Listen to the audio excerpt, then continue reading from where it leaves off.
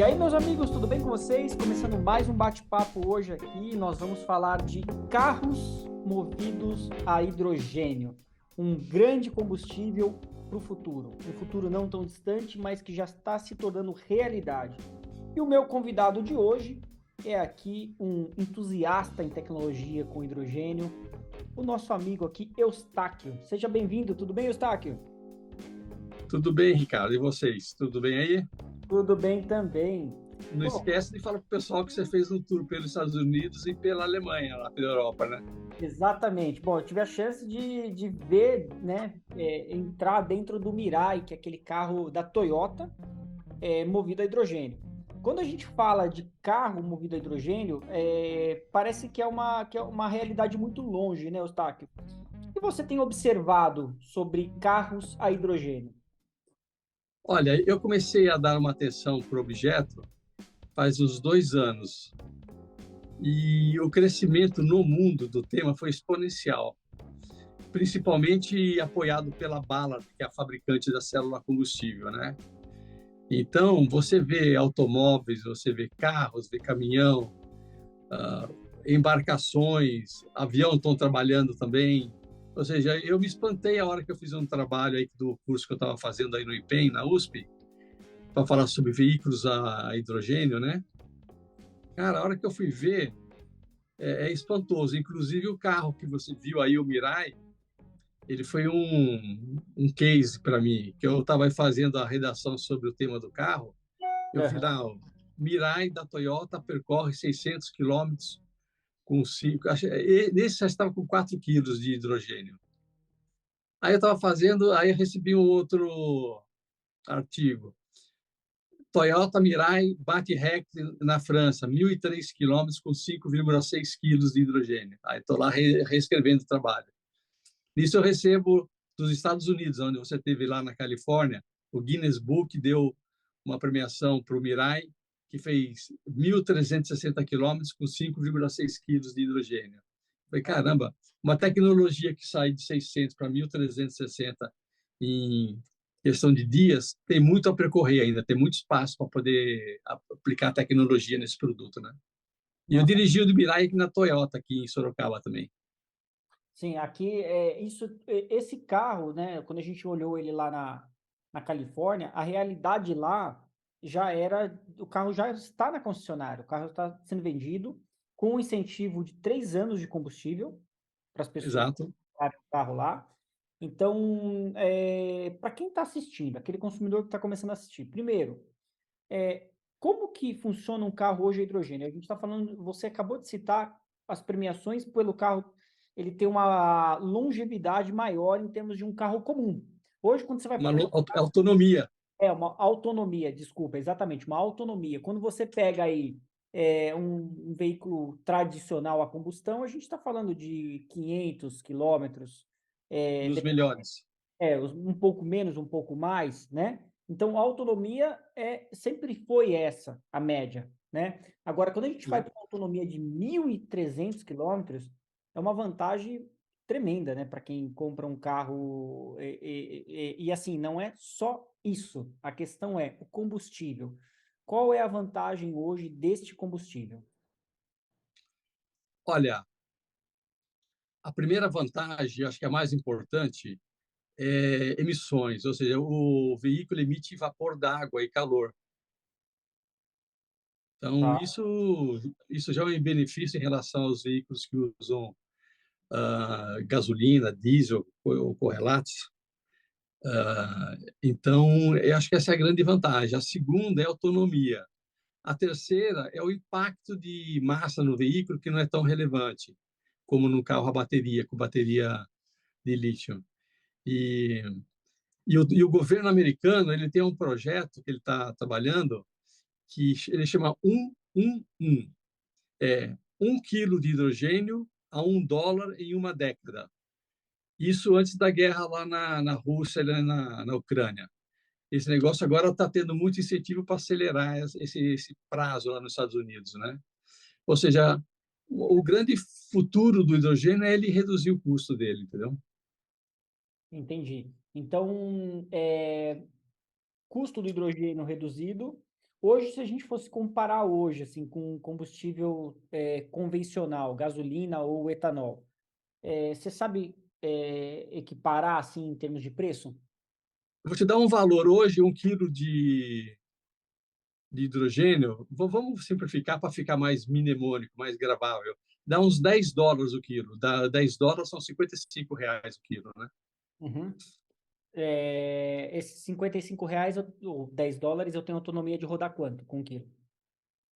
Você vai rodar, se a gente pegar aquele 1360 da Toyota e dividir por 5, a gente vai ver dar uns 250 quilômetros com 1 litro. Nesse caso, desse veículo que conseguiu o Guinness, né?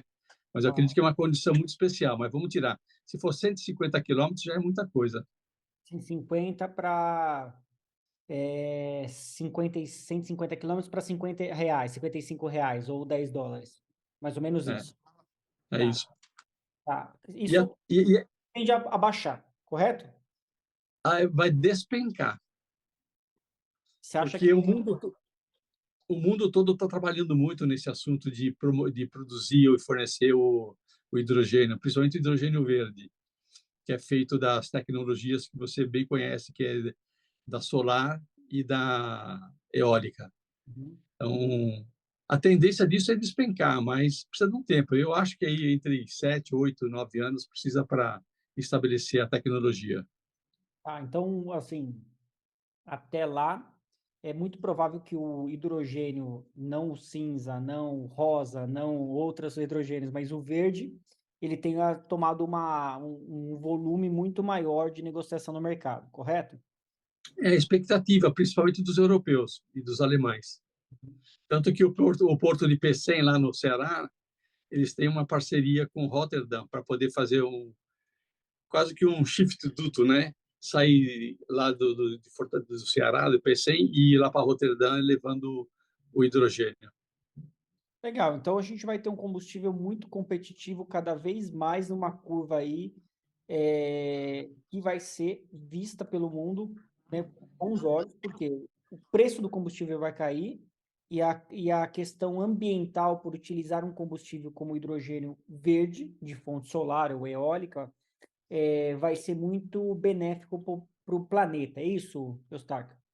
É, é isso. E o Brasil, o Brasil sempre tem as suas peculiaridades, né?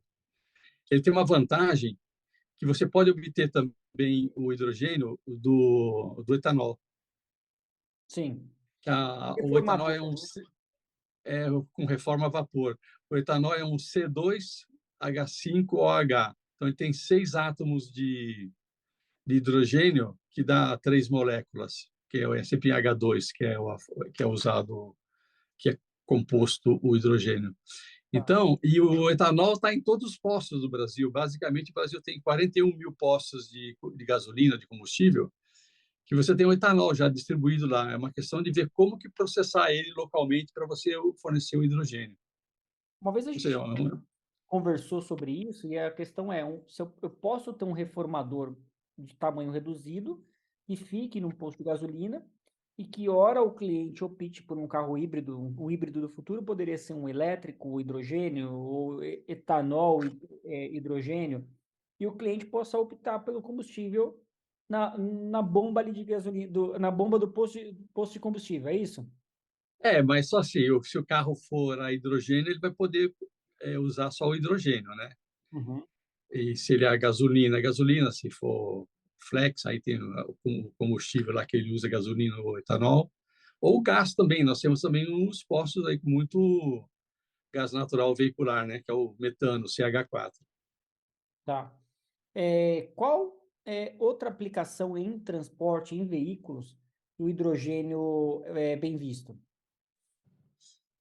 Olha, tem uma novidade, talvez, para o pessoal que está ouvindo. O Brasil, há uns 4, 5 anos atrás, teve uma novidade aqui, que o Brasil, lá na IMTU, eles construíram 3 ônibus a hidrogênio, com um eletrolisador, um gerador de hidrogênio, tudo uma coisa bem, bem de vanguarda, né? E isso agora deve estar mudando lá para a USP, toda essa instalação e todos esses veículos voltarem a rodar. Ou seja, o ônibus é uma aplicação benéfica, porque você não vai ter mais aquela poluição do carbono localmente ali ao longo da rota, né? Conforme tem hoje os veículos a diesel. Então, eu vejo que o ônibus de todos, é o primeiro cliente para esse novo combustível. Legal. Existe estudos para aviação também, para o hidrogênio? Tem. A própria Embraer está trabalhando nisso, mas na Europa eles estão incentivando aviões com rotas de até 4.000 quilômetros, que são muitos aviões rodando, voando, né? Uhum. E, então, no meu trabalho mesmo, eu constatei isso, que chama, acho que Zero Via, a empresa lá, eles estão trabalhando para poder aplicar o hidrogênio em aviões. Bacana. Porque polui muito, né? Sim, acho que a indústria, a aviação é um dos canais assim poluentes maiores assim hoje em dia, né? Então, se a gente puder impactar, não que o automóvel não seja, as outras não sejam, mas acho que todas têm que ser trabalhado as fontes que são alternativas, correto? Correto. E outra aplicação que está sendo feita na Alemanha, que já começou a rodar, é um trem a hidrogênio. E no Canadá, lá a Bardis também está trabalhando. Ou seja, no mundo tem diversos locais que estão começando a incentivar o uso de hidrogênio em trem. Legal. Quando a gente fala em gerar um hidrogênio verde, você acredita que cada vez mais as usinas solar também vão pensar nessa troca de geração solar para converter isso em hidrogênio? A gente vai ter usinas específicas para isso?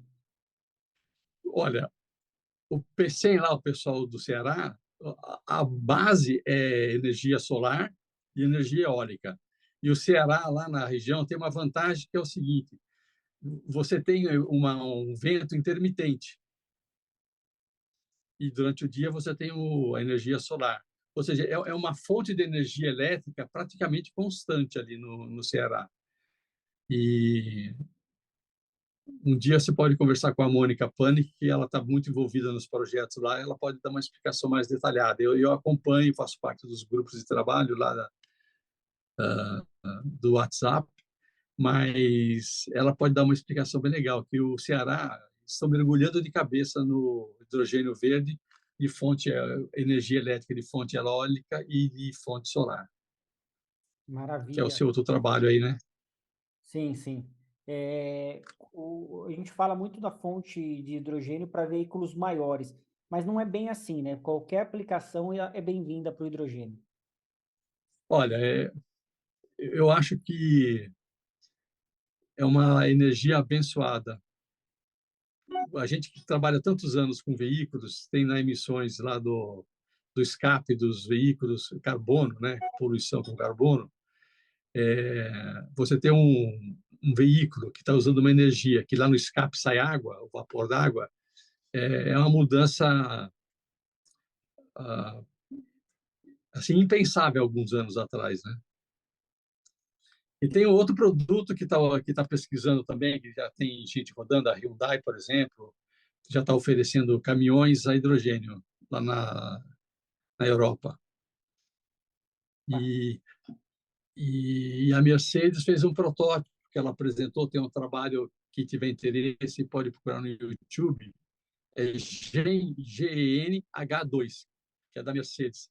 É um caminhão que ela fez com 80 quilos de hidrogênio para uma autonomia de 1.000 quilômetros. É um caminhão 4x2 com carreta de 3 eixos que, segundo a reportagem lá no YouTube, ele fala que é para 1.000 quilômetros, 1.000 ou mais quilômetros, É. que já é uma boa autonomia. Agora, bom, tem muita coisa aí para a gente ver e ouvir e analisar aí para a tecnologia. Você acha que a infraestrutura é mais fácil você criar uma infraestrutura para hidrogênio do que solar, carros elétricos?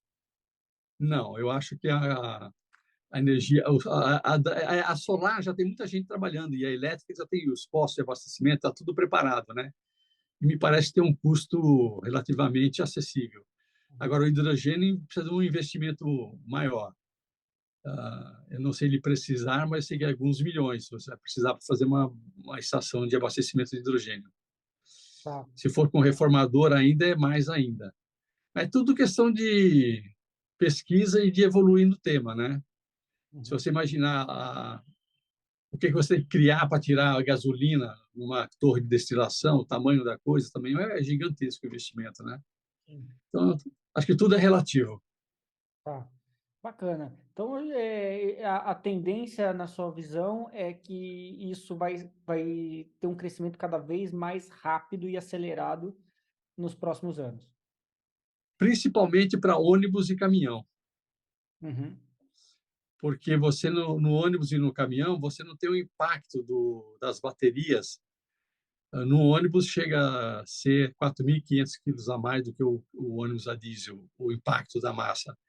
E da célula e do hidrogênio, né, basicamente, ele é marginal, talvez 1 tonelada só. Que legal.